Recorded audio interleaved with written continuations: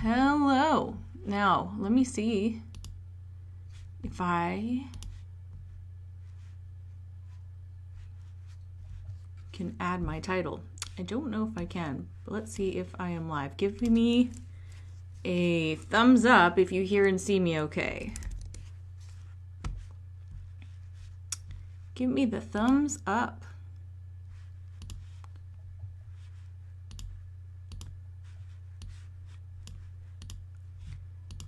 Hello, hello. All right, cool. We are live then. Looks like everything's up and running. Well, I've got something fun to share with you today. It's a little bit different than what we normally talk about and offer on our page and through our teachings and stuff. Today, I'm sharing with you some homeschooling tips and things that you can do with your kids while they are at home, since I know so many of you have kind of been thrust into this situation with the virus and everything, and everybody's at home and you don't really have a lot of support. Some of you are kind of in this homeschool situation for the very first time. So I do have a link here if you guys want to check out a promotion we have going on right now. If for those of you who do want some advanced marketing tips, so that's getsuperfans.com. But I'm here today to talk about some tips on what you can do with your kids while they're home. So let's just begin. Now, I have some things to share with you, some links. How many of you here actually have children who are at home with you right now? Say me in the comments if you do have children that are home with you right now. So I kind of get a sense of just who actually is having this problem. So there'll probably be more people coming on as we go. But I'm going to assume that some of you guys are in this situation. So let's see if there's anything I can offer that will be helpful to you. So a lot of people ask me about what I do, because you guys know I have a very busy life. I have 3 businesses, my music business, my new candle business, and Savvy Musician Academy. That keeps me very busy. There's never a dull moment. How in the world do I have time to homeschool kids in the midst of all that? And I can promise you, I am not Superwoman, not even close to it. I feel, in many ways, I'm anything but. I feel my limitations. I feel the constraints of just being a human and not a superhero. So I don't want anybody to ever think that that is the case, because I'm not. Believe me, I struggle with sleep. I struggle with energy, just like everybody else. I have health issues I run into. There's so many things that I struggle with. So I'm in no way, I don't have more energy than most people. I don't have a lot of those things. What I do have is just determination and a desire for certain outcomes. So let's just start with that. But a lot of people right now are dealing with kids in this situation. They're at home with them for the very first time, and they're thinking, oh crap, now I got to give them a public school education at home. Plus I'm trying to work from home. A lot of you guys are trying to work from home. Some of you have been laid off. Really sad situation everywhere. But I just want to help you feel a little bit better about the situation, because it's not as dire as you think that your kids are home with you.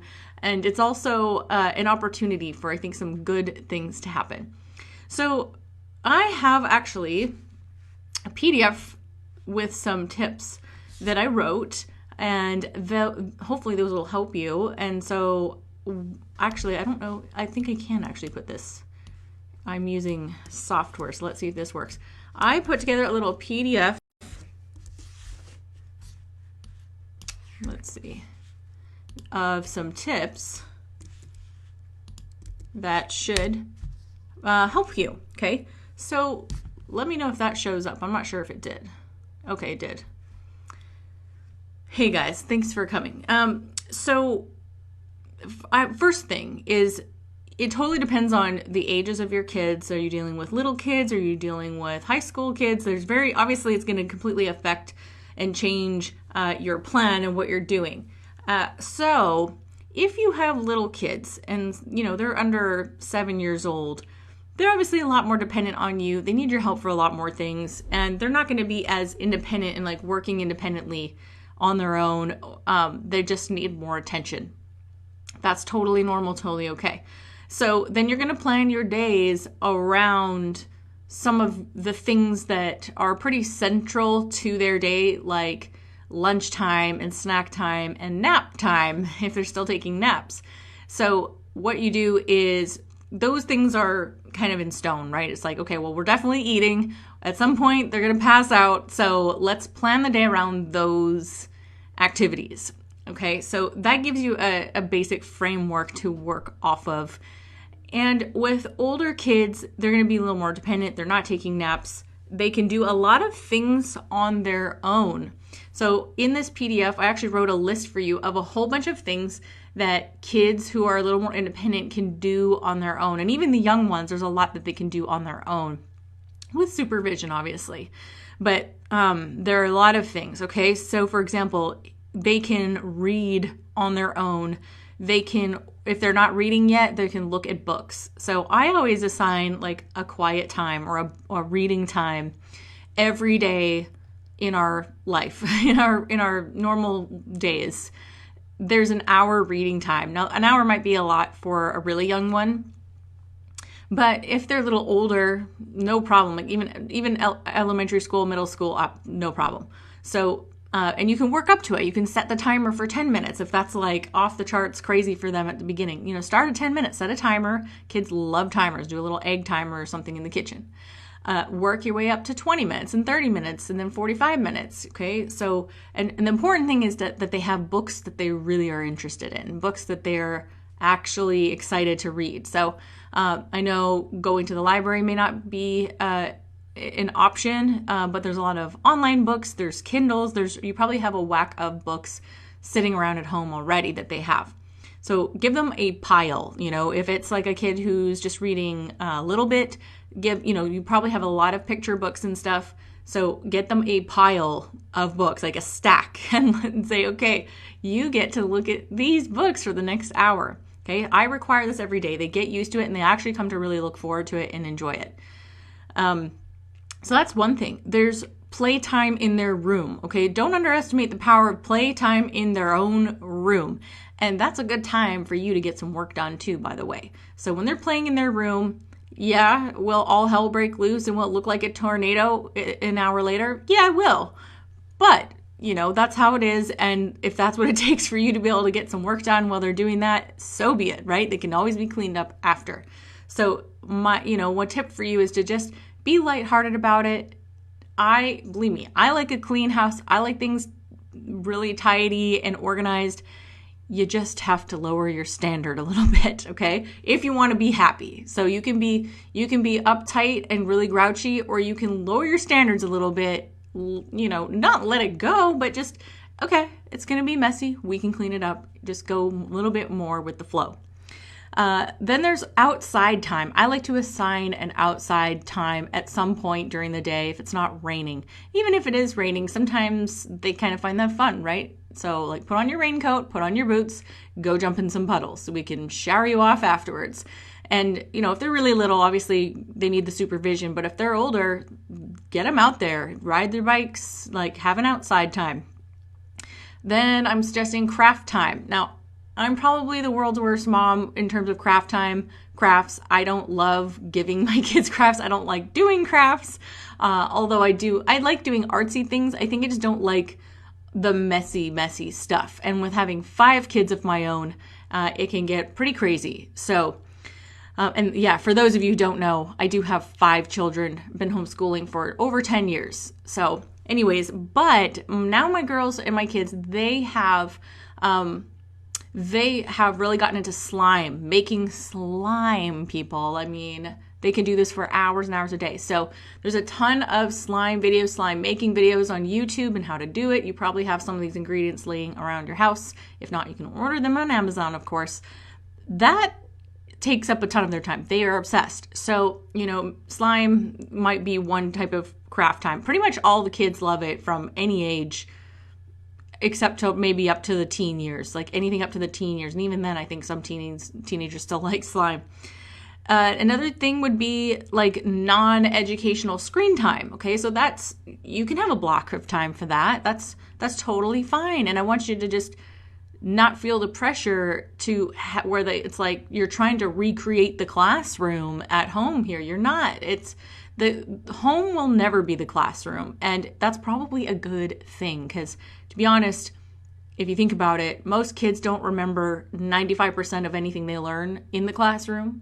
Most of the time, none of the information they learn there actually applies toward the career they choose or what they want to do in life. They're doing it because they're forced to do it. That's honestly why they go, because they're forced to, and to have to learn exactly what their the government says they have to learn. It doesn't take into consideration if they like those topics, if they like those subjects, if they're good at those things or not. It doesn't take in, it's a little bit of, a conveyor belt is what I call it, where it's, one size fits all. But as we know, all kids, they're not one size fits all. One kid is super artistic and can sing really well. The next kid is like a science whiz. The next kid can learn 2 languages. Kids are so different. So I do not, I'm just sharing my opinion anyway. So I want you to just relax and feel like this can be a really fun thing and a real cool break for you guys. The next thing you could do, so I was talking about non-educational screen time. So it's totally okay if they're going to binge some show. That's fine, okay? This is an unprecedented situation, and if that's what it takes to help you get through it, I say do it. But at some point, you're probably going to want a routine, right? You're going to probably want something predictable so hey, when can I work? When can I do the other things? So, non-educational screen time, it could be Minecraft, right? It could be Minecraft, and there are school versions, educational versions of Minecraft available online. It could be games. It could be even just watching a favorite movie or something. That is sometimes something that we do. Then there could be, I have baking time. Okay, so my kids love to bake. They love to try out and experiment with all kinds of recipes. So that's often happening in the afternoon. So baking time, let them go to town and let them clean them up afterwards. So let that happen. Then I have, family contribution time, aka chores. All right, so we're now calling it family contribution. We're part of this family. You get to contribute. And so I want them to feel like your contribution is valuable and it helps our family run better and it's meaningful. So there's a time for that, right? And then there is, I call it school screen time. So there's screen time that's specifically for school. And I have a bunch of links here that if you're not familiar with, you might not even know they exist. So I'm going to actually open my screen and just share with you a bunch of cool things that your kids could be doing online right now, and I want to share with you a couple of other links that might be helpful. So let's start with, let me see how I do this.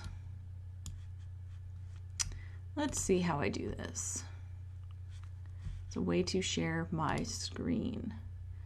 Okay, there we go. I think you can see it. So this is a great website called DIYorg. DIY.org, and I put all of this in the PDF for you guys so you can look at it. I really like this website.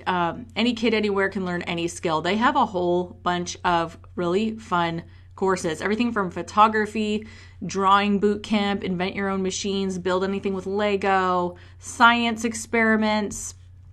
They have some singing stuff, drawing. They really have some, I like it. My kids have been members for a while now. They even have cooking class. So yeah, it's a fantastic, and there is a social aspect to it where they can get to know other kids and chat and stuff like that, which is all monitored by them.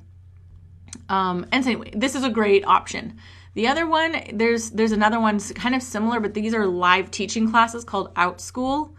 And we're not taking any right here, but we're looking at a few. There is a bazillion classes on here. Everything from more academic stuff, learning languages, like Chinese, every topic you can imagine is on here. It's crazy. So here, yeah, classes by subject. They got all these different arts, dance, theater, film, sewing, drawing, English. They got creative writing, grammar, spelling, poetry, life skills. They even have cooking, critical thinking, finance skills.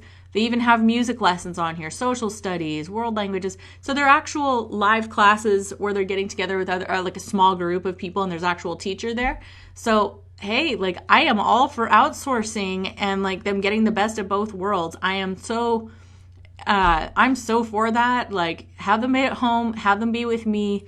Like I want to raise them. I want to impart to them the values that I want from me, not the government. That's my position on it. But also like, hey, if they can get like coding from a teacher, if they can learn math from somebody else, like I'm not a math person, like we have programs for that teach it, so I don't have to teach it. We live in an amazing day and age right now where they can learn anything they need and they will never step foot in a, classroom where they're just cranking out, one size fits all program. So this to me is amazing. There's also Khan Academy, which is a little more on the academic side, also free. Khan Academy, you could have you could have your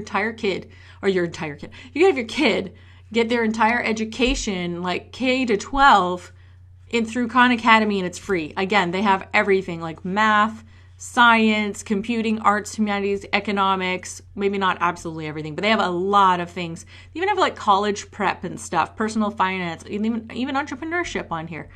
It's free, you guys. I mean, really, this is what's fun to me about this situation with everybody being at home with their kids is that you get to try it out. Try it before you buy. You get to try it out. And I believe that in the next 10, 20 years, or maybe even sooner than that, really, I think public schools are going to become completely obsolete. Look at what we have access to. Look at all the amazing programs and teachers and communities that your kids have access to. Like this is, and for the in-person activity that they need, they can get together with other kids. You can do co-ops. You can do all kinds of things where they're getting interaction. And don't ask me about the socialization thing. Do you know, first of all, in public school, they tell you to stop socializing all the time and be quiet and listen. That's what they're telling you all the time. The next thing is, I always say, it's just like, you want kids to socialize, but you want kids to be socialized, but in no other situation in all of life are children age segregated into groups of people, not interacting with other people of other groups and ages in life. That never happens outside of the public school system, where they're age segregated like that. It doesn't prepare them for real world socializing. So my kids, when we're traveling through Europe and we're doing different things, they're talking to old people in their 80s. They have confidence, they can talk to anybody about anything, and they're not shy, because they haven't been taught to stick to your own age group and don't talk to other people. Like they've never experienced that. So for them, the world is wide open. Why can't they talk to anybody? They can. And there's no fear, no confidence issues. They don't have self-esteem issues. They don't have that stuff because they haven't been exposed to that day in and day out for years.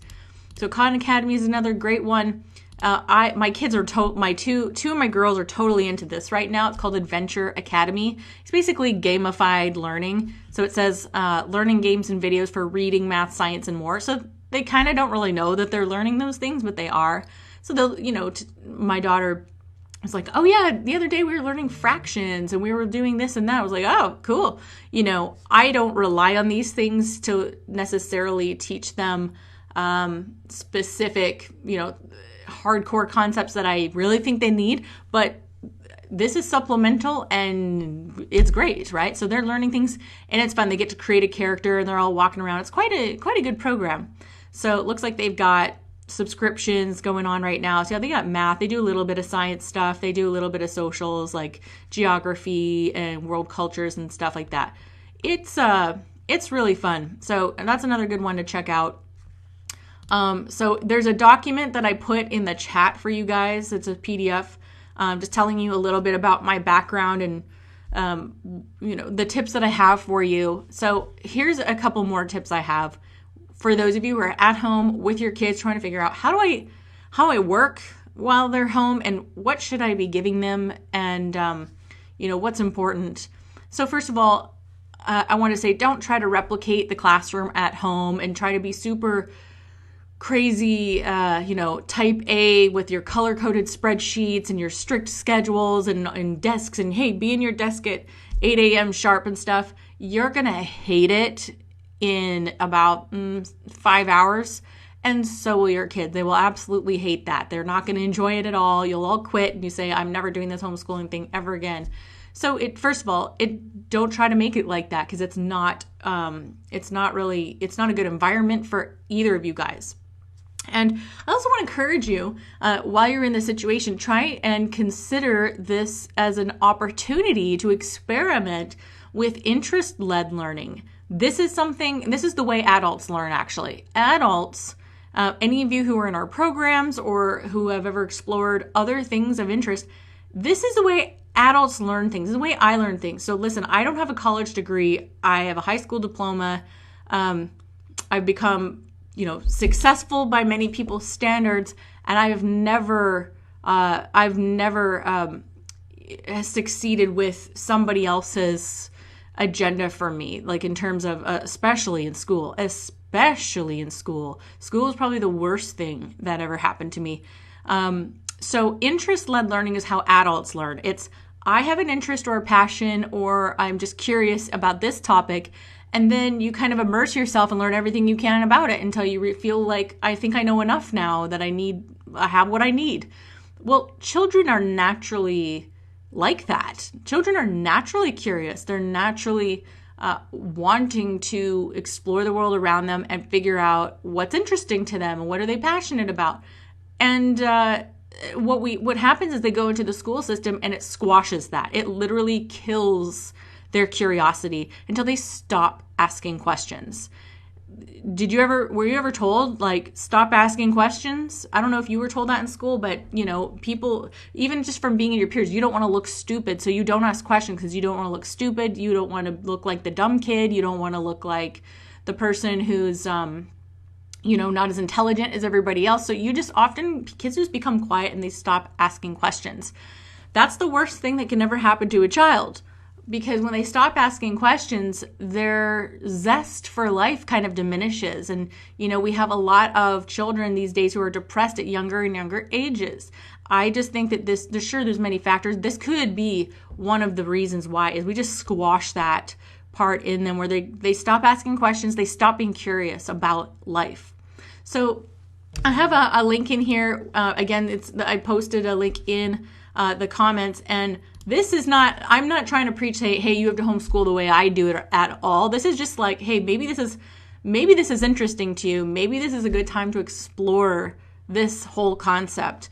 Now, there's tons of different styles of homeschooling and learning and stuff, but what I like about the interest-led learning style is that it takes the pressure off of you, and it believes in the child that they have the capacity to learn everything they need to learn that will get them ready for life, for whatever their passion is, to reach their full potential. So this is something, I started out trying to be strict and create public school setting in my house. I started out that way. 10 years later, I'm realizing that was a big mistake. It really didn't get them any further. When I start, get to the point where you're just having them regurgitate answers and they're not remembering any of it, you go, okay, this is really pointless. Whereas interest-led learning, they're like a sponge, right? And they're just like glued to everything that they are coming across that has to do with that topic. So like my son, who's turning 14, he's an amazing animator. He does all these amazing Minecraft animations and like little short films and stuff like that. He was like coding and stuff when he was 8. I was like, what on earth? I have no idea how he's even doing this. And my daughters, they have a passion for singing and dance and all kinds of stuff. And my daughters are like unbelievable singers, like way better than me on some stuff. I'm like, holy cow. Okay, so I let them practice and practice. I let them sing for hours a day. And then some of my other kids are interested in specific animals and things, and they are becoming experts on that. if they were in school all day, they wouldn't even have a chance to really study these things on their own. Between that and then all the homework they get and all the activities going on, they just wouldn't even have the opportunity. So anyways, I linked an article in here to read on just some of the cool things about interest-led learning. It's how adults learn already. Why not just continue that? Why not let this just be an opportunity for you and your kids to explore this whole idea? So there's a link for that for you in this document, which is, there's a short link posted in the comments. Okay.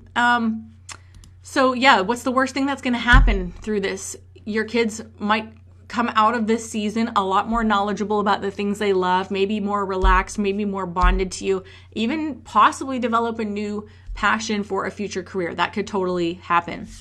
Also, I suggest creating your days based on what you want to do and enjoy, and find ways to make it educational. So if you're making dinner, have them help you, and then they have to count things and, measure out recipes, and there's fractions. It's amazing what you can include just in everyday life, not changing a whole lot. So we talked about that, and I gave you a list of things kids can do on their own independently of you. And then here, let me just talk to you real quick about managing your time if you're working from home. And I also, by the way, post an article here that shows you, here's the last thing I'll say about public school is, here's an article that shows you how you can give your kids the equivalent of a public school education in less than 2 hours a day. If you're like, no, well, they have to learn this. No, they absolutely have to learn this. You can do it in less than 2 hours a day. All the rest of the time that your kids are at school, it's literally busy work and wasting time. Busy work and wasting time. That's what's happening. And this article shows you that, hey, if you got to repeat, if you have to replicate what they're doing, you can do it in less than 2 hours a day. So that's another thing you have to understand. It's just like, well, I can't homeschool all day. Well, good, because they don't need all day. It only takes less than 2 hours to give them everything they would normally do in a classroom setting. So, but the way I like to look at things is that all of life is the classroom, right? Life is the classroom. So learning doesn't stop when the bell rings.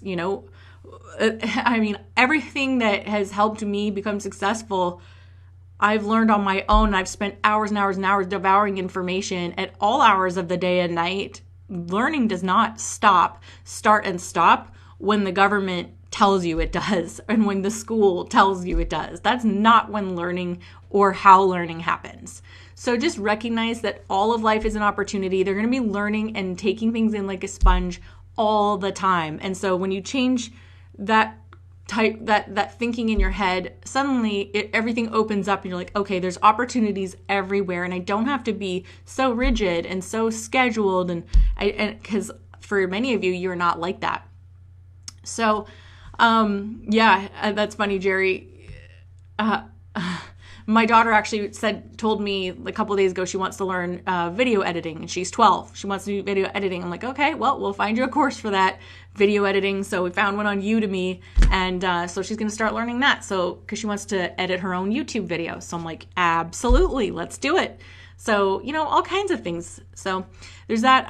Now, if you're working from home at the same time, this is where a lot of people ask me about this. So here are just a few of my tips. Don't expect to get in an 8-hour workday when you're home with your kids and you're homeschooling, you're doing all these other things.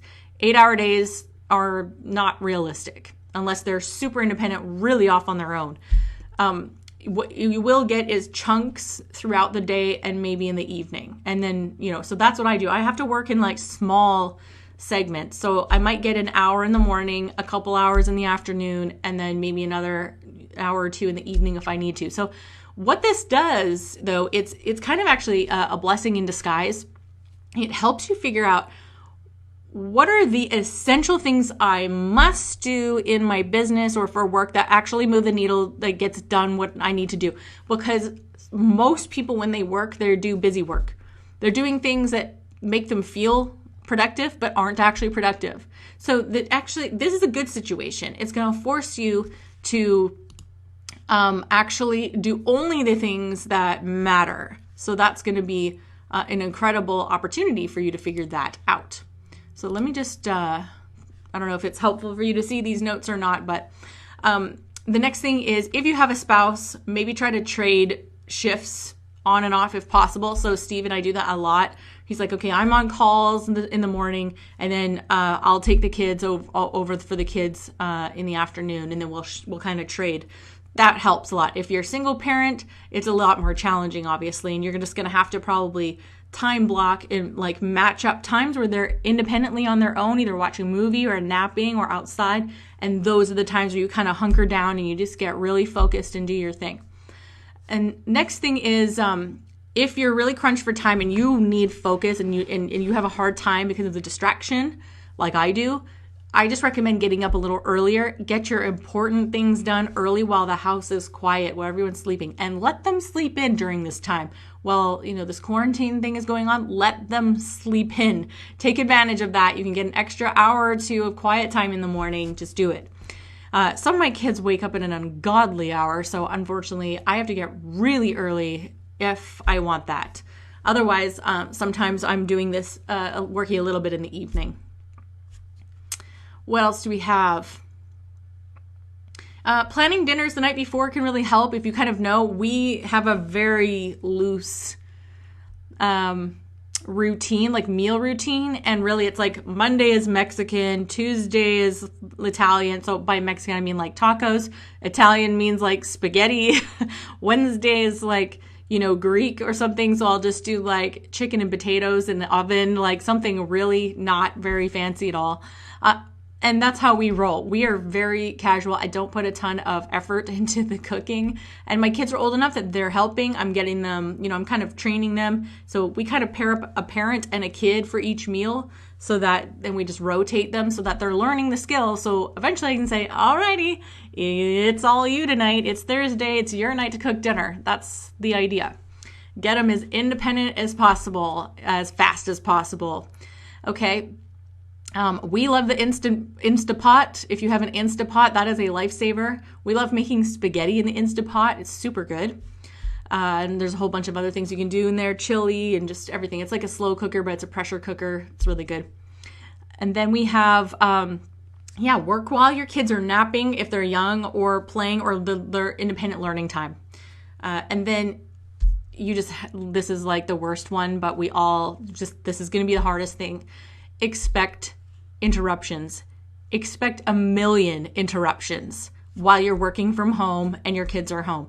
It's just life. By the way, my kids are watching a show right now. I'm like, you have to be quiet while I'm on live. Like, I wasn't even going to ask them to watch something educational, which I normally do, but I was like, they asked to watch Road to Avonlea, the series. I'm like, yep, go for it. You watch the Road to Avonlea, make yourself a cup of tea, put it on. It means sometimes you do what you got to do to make it work. They've already gotten in their reading time. We do our morning time. I'll tell you about that at the end. Anyways, expect interruptions. So I'm like, did you ever see that video of the guy, the news anchor who's like, filming from home, and his like toddler, and he's like on this like really it was a guy being interviewed on a news station. It was like a really prestigious type interview, and his toddler runs in the room and like won't leave and is like, oh my goodness, it was hilarious. So that's my regular, normal, everyday life that happens constantly. So anyways, I just get used to it. Expect the interruptions. It's normal. It's okay. Yes, you'll be annoyed, but if you can just learn to adapt and be flexible, everybody will be happier. So just try to be chill about that. And again, you can try time blocking. I don't recommend trying to have a strict schedule. I've done this for so many years, and with me having 5 kids, maybe it would work with 1 or 2, but more than that. Strict scheduling doesn't work for our family. You always got to do what works for your family, but it doesn't work for ours. What works better for ours is a daily flow.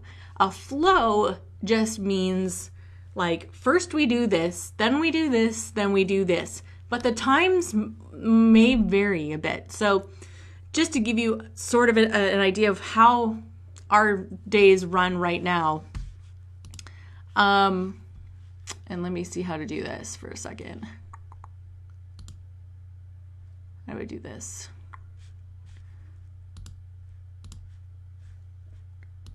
Okay, Let's see, there we go. Except I'm backwards. Anyways, so was it helpful seeing that screen? I'm going to see if I can share my screen again. Okay, yeah.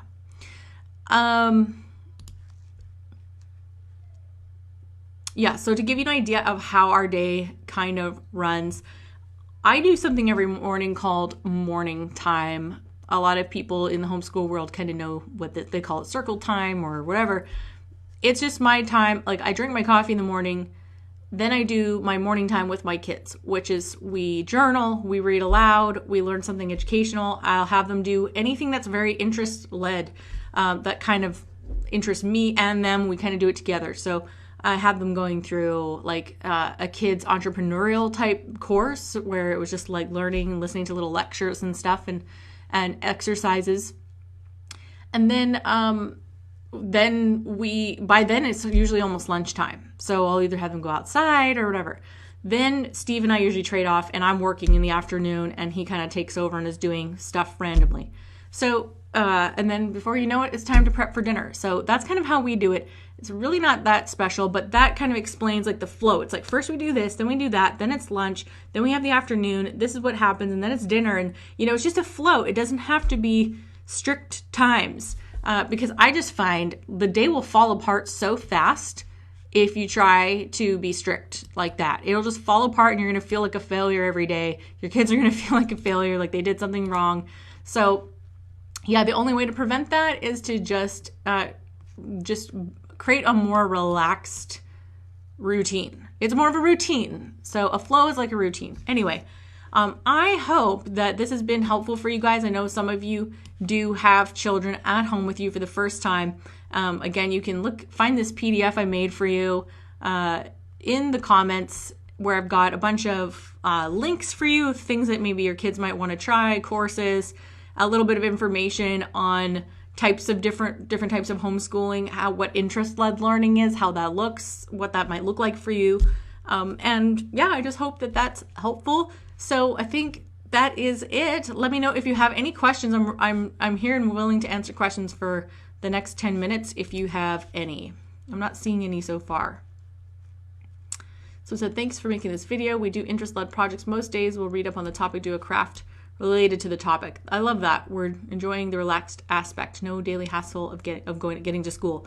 I don't even know how people do it, how they get ready for school every morning, get their kids all ready for school. Everybody's eaten, showered, like ready out the door, and like they're on time. I would be like 40 minutes late every day. I seriously would. I don't know how people would do it. That boggles my mind. Oh man. I'd be the mom like showing up in slippers and pajamas, dropping my kid off. So yeah, Tom 3.0 is coming out in May. So, but we have temporarily opened up 2.0 again for people to join, for those who want to get in. The benefit of doing that right now is that when 3.0 is released, if you're in 2.0, you're going to get the upgrade for free. And by then, the course will be double the price of what it is today. So if you're interested in that, go to explodeyourfanbase.com, and I'll actually add that in here. Let's see how I do that. I'm using fancy software. Oh, wait. I'm using something very fancy. So it would be, I'll just type it here. explodeyourfanbase.com. So that's where you can sign up for Tom 2.0. You can read all about it there if that's of interest to you. And I hope this was helpful, guys. I had a lot of fun just sharing my tips and tricks and opinions all on homeschooling and working from home with your kids. And yeah, just feel free to share this with your friends or network if they need any tips for this, or share that PDF that I put in the comments. Maybe that will help them as well. So I hope that was great, and have a great rest of your Monday, guys. See you later.